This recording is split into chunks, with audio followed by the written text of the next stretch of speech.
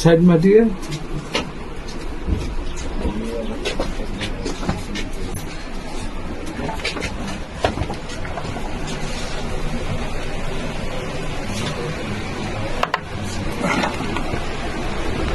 कहाँ गया है वो?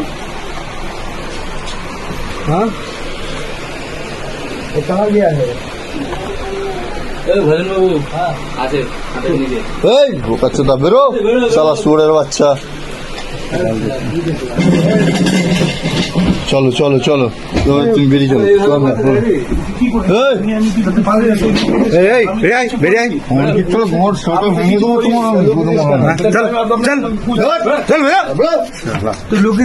এতই যখন ভয় তখন অশান্তি করার কি আছে, বোম মারার কি আছে, মানুষকে ভয় দেখানোরই বা কি আছে, অশান্তিতে জড়ানোর কি আছে, গুলি মারার কি আছে? এই হচ্ছে সেই আসামি যাকে খাটের তলায় থেকে বের করা হলো। মানে কি ভাবা হয়েছিল যে প্রথম দফার ইলেকশনের পর দ্বিতীয় দফার ইলেকশনকে ভণ্ডুল করার জন্য তৃণমূল কংগ্রেসের হারমাদ বাহিনী, গুন্ডা বাহিনী, দুষ্কৃতী, কুখ্যাত গুন্ডারা যা খুশি তাই করবে, বোম মারবে, গুলি মারবে, আর সবাই ঘরে ঢুকে পড়বে? কমিশন বলে কোনো শব্দ নেই নাকি? নাকি এতদিন পর্যন্ত কমিশনের কাজে ভরসা হয়নি যে কমিশন অ্যাকশন নিতে পারে? কাল রাত থেকে জগদ্দলে যা যা ঘটনা ঘটেছে সেটাকে নিয়ে অলরেডি 15টা বাড়িতে চিরুনি তল্লাশি চালানো হয়েছে, খুঁজে খুঁজে আসামিদেরকে বের করা হয়েছে। একজন তো খাটের তলা থেকে বেরোলেন, আরেকজন দেখুন খাটের ওপর শুয়ে রয়েছেন, টর্চ মারা হচ্ছে, কেন্দ্রীয় বাহিনী গিয়ে ত্রাহি ত্রাহি করছেন, কিন্তু বেচারা আসামির আর ঘুম ভাঙছে না। এতই যখন ভয় তখন অশান্তিতে জড়ানোর কি আছে? কমিশন অলরেডি চরম অ্যাকশনে। তৃণমূল কংগ্রেস ভেবেছিলেন যে বাইক বাহিনীকে দিয়ে ভয় দেখিয়ে, আবার হুমকি দিয়ে সমস্ত পরিস্থিতি কন্ট্রোল করে দ্বিতীয় দফায় তো খেলতেই হবে, না হোক দ্বিতীয় দফায় না খেললে তো ধরুন খেলাই হবে না। প্রথম দফায় তো খেলা হয়নি, দ্বিতীয় দফায় না খেললে তো খেলাই হবে না। সেই কারণে তৃণমূল কংগ্রেস বিভিন্ন জায়গায় অশান্তি শুরু করেছে। এমনকি সবথেকে মারাত্মক ঘটনা সেটা হচ্ছে পবন সিংকে গুলি মারার চেষ্টা করা হয়েছে, যে গুলি গিয়ে লাগে পবন সিংয়ের দেহরক্ষী সিআইএসএফকে, এবং ওনাকে ইমিডিয়েটলি হসপিটালে ভর্তি করতে হয়। তাহলে আবার সেই খুনের রাজনীতি। এবং আপনাদেরকে আমি জানিয়ে দিই যে খুনের রাজনীতি, বোম মারায় যেটা শুরু হয়েছিল জগদ্দলে, তার একটা ছোট্ট নমুনা দিই। নির্বাচন কমিশনের দিক থেকে কি অ্যাকশন নেওয়া হয়েছে জানেন? জগদ্দলকে নিয়ে আমি জানাবো, কিন্তু তার আগে জানিয়ে দিই ডায়মন্ড হারবারে আপনারা কি দেখলেন? বজবজ, কাকদ্বীপ, ফলতার মতো বিধানসভাগুলিতে বাইক বাহিনী গিয়ে কি বলে এসেছিল? 4 তারিখে দেখে নেব, খেলা হবে, জয় বাংলা। এই যে ত্রাস একটা ছড়ানোর চেষ্টা করা হয়েছিল, সেটাকে নিয়ে নির্বাচন কমিশন এতটা কড়া অ্যাকশন নিয়েছেন যে দক্ষিণ 24 পরগনার জেলার পুলিশ অবজারভার হিসেবে নামিয়েছেন অজয় পাল শর্মা অফিসারকে, যিনি এনকাউন্টার স্পেশালিস্ট নামেই পরিচিত। 100-র ওপর এনকাউন্টার করার রেকর্ড রয়েছে। উত্তরপ্রদেশ অর্থাৎ যোগীরাজ থেকে আসছেন, এবং যিনি সিংহাম নামে পরিচিত, কারণ কুখ্যাত অপরাধীরা এই অজয় পাল শর্মার নাম শুনলেই বলতে পারেন আপনি যে একদম থরথর করে কাঁপে, এমনকি প্যান্ট ফ্যান্ট সমস্ত কিছু ভিজে যায়, মানে এতটাই ভয় পায়। সেই ব্যক্তিকে নামিয়েছেন কমিশন যে দক্ষিণ 24 পরগনার এই গুন্ডা, এই হারমাদ বাহিনীদেরকে কন্ট্রোল করতে পারে একমাত্র অফিসার অজয় পাল শর্মা। আমি জানাবো ওনার ব্যাপারে, কারণ ওনার ইতিহাস জানলে আপনারা অলরেডি বুঝে যাবেন যে কেমন ব্যক্তিত্ব। কিন্তু তার আগে আমি জগদ্দলের ঘটনা আপনাদেরকে বলি। এতদিন পর্যন্ত সমস্ত কিছু নর্মাল ছিল, ভোটও নর্মালভাবে হয়েছে, কমিশনের নির্দেশ এবং কড়া পদক্ষেপের জন্য ফার্স্ট ফেজে কিছু করা যায়নি। কিন্তু 21 তারিখে অর্থাৎ 21 এপ্রিল যখন মমতা ব্যানার্জি খোদ স্টার প্রচারক হিসেবে জগদ্দলে আসেন, তখন পার্সোনালি অ্যাটাক করেন বিজেপির প্রার্থী যিনি হয়েছেন রাজেশ কুমার, আইপিএস রাজেশ কুমারকে, যিনি এক্স ডিজি ছিলেন। শুধু তাই নয়, মমতা ব্যানার্জির আমলে যখন তিনি চাকরি করতেন 2016 সালে, তখন ওনার পোটেনশিয়ালিটি নিয়ে সন্দেহ নেই, কারণ সিআইডির হেড করা হয়েছিল ওনাকে।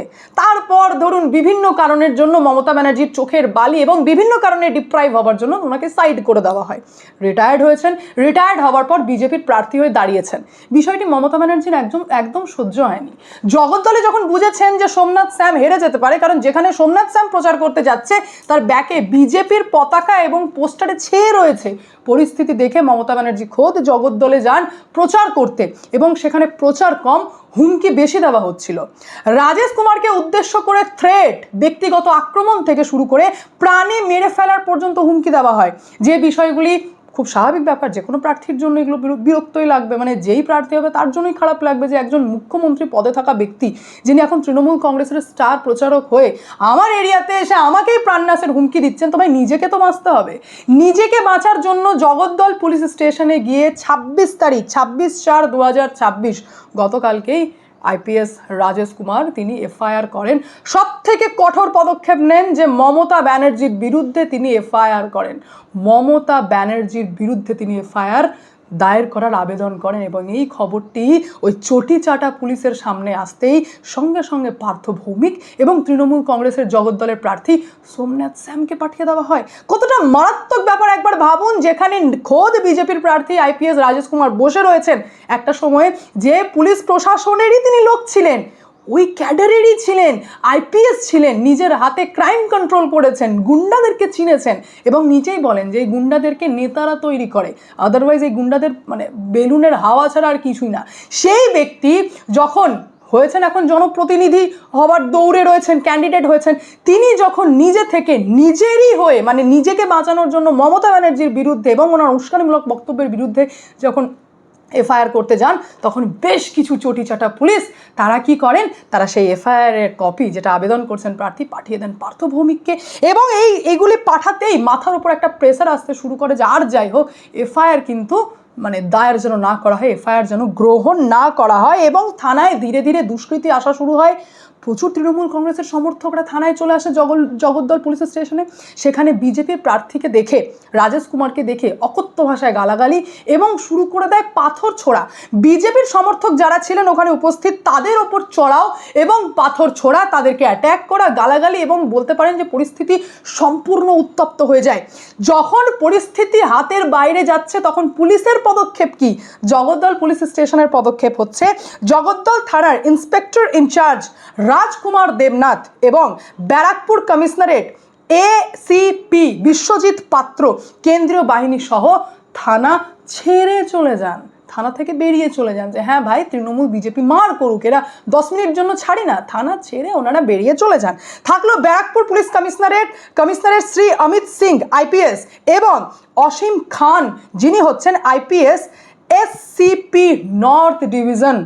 উনি পরিস্থিতি কন্ট্রোলই করতে পারেননি। হতে পারে ডেজিগনেশন বিরাট বড় বড় পদ, বিরাট বড় বড় মাপের আধিকারিক, কিন্তু পরিস্থিতি নাকি কন্ট্রোলই করতে পারেননি। গুন্ডা বাহিনী মার করছে, তৃণমূল কংগ্রেস মারছে, বিজেপি নিজেকে ডিফেন্ড করার চেষ্টা করছে, কিন্তু পুলিশ আধিকারিক কিছুজন তো সেনাবাহিনীকে নিয়ে এরিয়া ছেড়ে দেয় আর কিছুজন পরিস্থিতি কন্ট্রোলই করতে পারেনি। এই পরিস্থিতির মধ্যে পাথর ছোড়া, উস্কানিমূলক স্লোগান দেওয়া, জোর করে থানায় ঢোকা থেকে শুরু করে বিজেপির সমর্থকদের অ্যাট্যাক, এমনকি যে সমস্ত মিডিয়ারা পুরো বিষয়টা ঘটনাকে রেকর্ড করছিল তাদেরকে পর্যন্ত অ্যাটাক করে তৃণমূল কংগ্রেসের দুষ্কৃতীরা।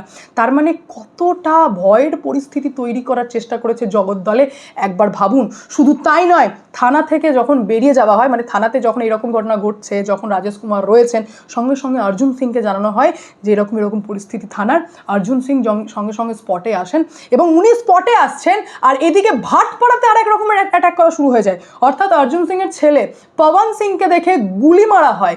যে গুলিটি গিয়ে লাগে পবন সিংয়ের দেহরক্ষী, তিনি অলরেডি হয়েছেন ভাটপাড়ার বিজেপি প্রার্থী পবন সিং, ওনার দেহরক্ষী সিআইএসএফকে গুলি লাগে, ইমিডিয়েটলি ওনাকে হসপিটাল নিয়ে যাওয়া হয়। শুধু তাই নয়, পবন সিংয়ের বাড়িতে ক্রুড বোমা ছোড়া হয়, যে বোমার আওয়াজে এলাকা পর্যন্ত কাঁপতে লাগে এবং এলোপাথারি বোম, গুলি, মানে সেই ভয়ঙ্কর পরিস্থিতি আপনারা বলতে পারেন। অর্থাৎ এক রাতে পুরো জগদ্দল কেঁপে ওঠে, পুরো ভাটপাড়া কেঁপে ওঠে যে ভাই এখানে কি চলছে। আর এই সমস্ত কিছু হয়েছে পবন সিংয়ের ওপর গুলির অ্যাট্যাক যেটা বলছি আমি। আর এটাও অভিযোগ করছেন খোদ পবন সিং যে এটা তৃণমূল কংগ্রেসের কাউন্সিলর গোপাল রাউত এর নির্দেশেই করা হয়েছে। ইনি হচ্ছেন ভাটপাড়া পৌরসভার কাউন্সিলর গোপাল রাউত, ওনার নির্দেশে এরকম টাইপের অ্যাটাক হয়েছে। যেটা জানানোর পর সঙ্গে সঙ্গে রাজেশ কুমার শুধুমাত্র থানায় মমতা ব্যানার্জির বিরুদ্ধে এফআইআর নয়, তিনি ইমিডিয়েটলি পুলিশের প্রত্যেকটা কর্মী যারা এফআইআর এর কপিটাকে পার্থ ভৌমিক এবং সোমনাথ স্যামকে, গোপন নথি না এটা ভাই, এটাকে যখন ওপেন করে দেন তখন ইমিডিয়েটলি এটাকে চিফ ইলেকশন কমিশনকে জানানো হয়েছে। ওনাকে ডিটেলসে লেটার লিখে জানানো হয়েছে যে পুলিশ আধিকারিকের ভূমিকা কী ছিল এবং তারা কি করেছিল। সমস্ত কিছু জানতেই কমিশন অ্যাকশনে। রাতারাতি 15টি বাড়িতে অভিযান চালানো হয়। খাটের তলা, আলমারির পাশে কোন কোন ফাঁকে আসামি ঢুকে থাকতে পারে তাদেরকে পুরো আইডেন্টিফাই করে তোলা হয় গাড়িতে। এমনকি যে কাউন্সিলরের কথা আমি আপনাদেরকে বললাম গোপাল রাউত, তাকে পর্যন্ত অ্যারেস্ট করা হয়েছে।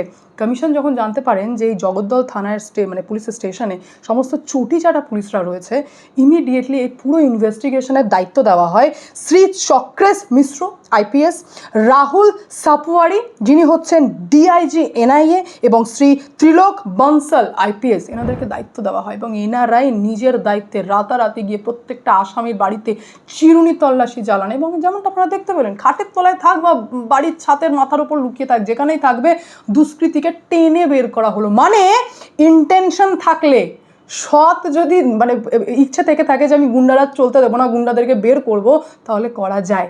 যেটা জগদ্দল স্টেশনের পুলিশরা কি করেছিলেন, এরিয়া ছেড়ে ভাই তোমরা একে অপরকে মারো, আমরা বেরিয়ে যাই। এটা কী ছিল ভাই, উর্দি ছেড়ে এই সমস্ত কাজ করুন। আপনারা তো উর্দি পড়েই মোটামুটি তৃণমূল কংগ্রেসের চেটে একদম মানে শেষ করে দিচ্ছেন। মানে আপনারাই ঠেকা নিয়ে নিচ্ছেন নাকি যে দ্বিতীয় দফাতে তৃণমূল কংগ্রেসকে খেলার একটা গ্রাউন্ড তৈরি করে দিতে হবে, সেই ঠেকা তৃণমূল কংগ্রেসের পুলিশই নিয়ে নিচ্ছে। এবার আমি আপনাদেরকে জানাই যে মমতা ব্যানার্জি, যিনি নিজে প্রার্থী তৃণমূল কংগ্রেসের ভবানীপুর থেকে, নিজে জিতবেন কি জিতবেন না তার নেই ঠিক, হয়েছেন স্টার প্রার্থী, স্টার প্রচারক। তিনি এসেছিলেন জগদ্দলে 21 এপ্রিল, যেখানে প্রার্থীর বিরুদ্ধে শুধুমাত্র ব্যক্তিগত আক্রমণ তো ছোট ব্যাপার হলো, হুমকির কথা বলেছেন যে লাইনগুলিকে তুলে লিঙ্ক দিয়ে, অর্থাৎ সমস্ত প্রমাণ সহ রাজেশ কুমার আইপিএস তিনি গেছিলেন এফআইআর করতে মমতা ব্যানার্জির বিরুদ্ধে। দু একটা লাইন বলে দিয়ে আপনারা নিজেরাই বুঝে যাবেন যে কী টাইপের হুমকি দিয়েছেন মমতা ব্যানার্জি। বদলা নেবেন কি না আমি জানতে চাই, কার উদ্দেশ্যে বলেন? যে সমস্ত তৃণমূলের সমর্থকরা, তৃণমূলের কর্মীরা মমতা ব্যানার্জির সেই জনসভায় এসেছিলেন, তাদের উদ্দেশ্যে মমতা ব্যানার্জি বলছেন, অর্থাৎ উস্কাচ্ছেন, তাদেরকে বলছেন যে তোমাদেরকে বদলা নিতে হবে, হাওয়া দিচ্ছেন, বুস্ট আপ করছেন কর্মীদেরকে, যার জন্য বলছেন যে বদলা নেবেন কি না আমি জানতে চাই। মানে আপনারা যান আর মারদাঙ্গা করুন, এটাই বোঝাচ্ছে এই লাইনের মাধ্যমে। দ্বিতীয়, মমতা ব্যানার্জি বলেছেন কাকা নিজের প্রাণটা বাঁচান। কার উদ্দেশ্যে বলেছেন? আইপিএস রাজেশ কুমারের উদ্দেশ্যে বলেছেন যে কাকা নিজের প্রাণটা বাঁচান, যেটা সরাসরি প্রাণনাশের হুমকি ছিল, যেটা নিজের মুখে মমতা ব্যানার্জি বলেছেন। কোথাও থাকার জায়গা নেই, তাহলে আপনি থাকবেন কোথায়? মানে ইলেকশনে হেরে যাওয়ার পর হুমকি দিচ্ছেন মমতা ব্যানার্জি যে কোথাও থাকার জায়গা নেই, তাহলে আপনি থাকবেন কোথায়, যাবেন কোথায়? মানে আমি যদি সরকারি আসি তাহলে আপনাকে দেখে নেব, কোথাও আপনার থাকার জায়গা নেই। আর এটাও ছিল সরাসরি প্রাণনাশের হুমকি, থ্রেড দেওয়া এবং তৃণমূল কংগ্রেসের কর্মীদেরকে বলা যে তোমরা ভাই এখনো পর্যন্ত বসে আছো কেন, শুরু করো, তোমাদের ট্রিটমেন্ট শুরু করো। এবং যার রেজাল্টে আপনারা দেখতে পেলেন জগদ্দল কতটা উত্তপ্ত হয়েছে। কবে উত্তপ্ত হয়েছে? প্রধানমন্ত্রী নরেন্দ্র মোদীর সোমবার দিন, অর্থাৎ আজকে যখন প্রচারে আসার কথা, ঠিক তার আগের দিন রাত্রে পুরো জগদ্দল উত্তপ্ত রয়েছে। এবং ইনপুটও ছিল এটা যে তারা অশান্তি করতে পারে, তারা ঝামেলা করতে পারে, অলরেডি তারা ভেতরে একটা প্ল্যানিং ছকছে। এবং যেখানে মমতা ব্যানার্জির বিরুদ্ধে ডিরেক্টলি ধারা বিএনএস এর সেকশন 192, যা দাঙ্গার উদ্দেশ্যে ইচ্ছাকৃতভাবে উস্কানি দিচ্ছে কে বোঝায়, এই section BNS section 196 subsection 1B, BNS section 117 subsection 1, BNS এর সেকশন 49 এবং সেকশন 56 সহ বিএনএস এর সেকশন 353 সাবসেকশন 1B ধারাতে মামলা করার জন্যই গিয়েছিলেন রাজেশ কুমার। এবং উনি সমস্ত কিছু লিখেছেন, যেটা কোথাও না কোথাও মিথ্যা এবং ব্যক্তিগত আক্রমণ, সরাসরি নিজের প্রাণ বাঁচানোর প্রাণ বাঁচান, মানে এটা ছিল প্রতিশোধের লক্ষ্য, যেটা মমতা ব্যানার্জি বলছেন যে আমার প্রতিশোধ রয়েছে রাজেশ কুমারের প্রতি নেব, এটাকে প্রতিশোধের লক্ষ্যই বলা হচ্ছে। এবং প্রাণ নাশের হুমকি দিয়েছিলেন মমতা ব্যানার্জি। তো প্রত্যেকটা মানুষেরই রাইট রয়েছে নিজের প্রোটেকশন করা এবং নিজের প্রোটেকশনের জন্য যে কোনো ব্যক্তির বিরুদ্ধে মামলা করা।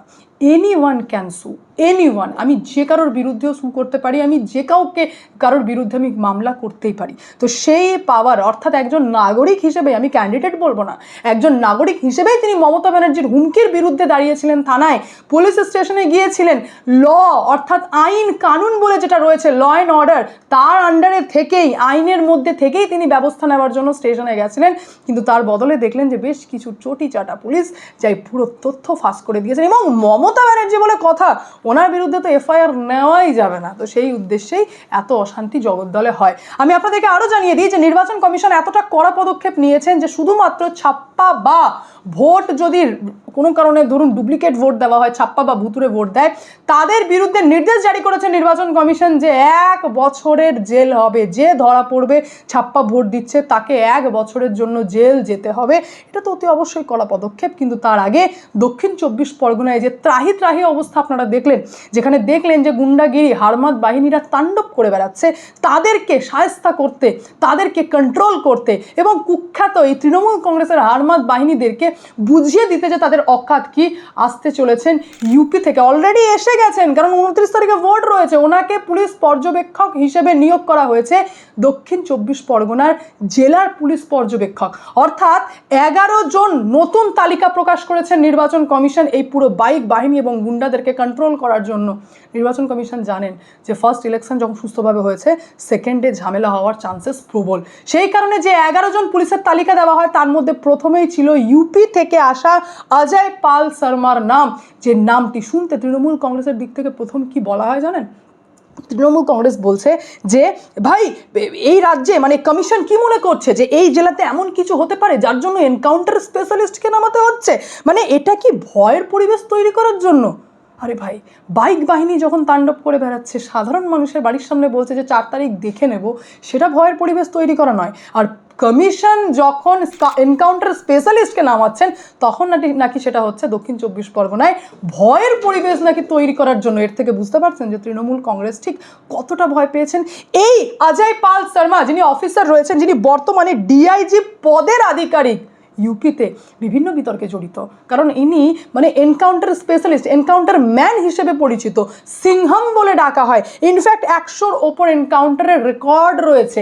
ইনি অলরেডি ছিলেন মানে বিডিএস ছিলেন, দাঁতের ডাক্তার ছিলেন সরকারি হসপিটাল থেকে, কিন্তু তারপর সেই উর্দি ছেড়ে তিনি পুলিশের উর্দি ধারণ করেছেন এবং তারপর থেকে ইউপির কুখ্যাত অপরাধীকে দমন করা, তাদেরকে কন্ট্রোল করা এবং এনকাউন্টারের জন্য অলরেডি ফেমাস। ওনাকেই দায়িত্ব দেওয়া হয়েছে দক্ষিণ 24 পরগনা জেলার পুলিশ অবজারভার হিসেবে, যার নাম ওই 11টি কমিশনের জারি করা তালিকার মধ্যে প্রথম দেখতেই তৃণমূল কংগ্রেস এই জোড়াফুল শিবিরের সব থেকে আগে রাতের ঘুম উড়ে যায় এবং তারা প্রতিক্রিয়া দেওয়া শুরু করে যে ভাই আর সব মেনে নিলাম, এনকাউন্টার স্পেশালিস্টকে কেন নামাতে হচ্ছে? মানে কমিশন কি আগে থেকে বুঝে গেছে যে দক্ষিণ 24 পরগনায় কিছু হতে পারে?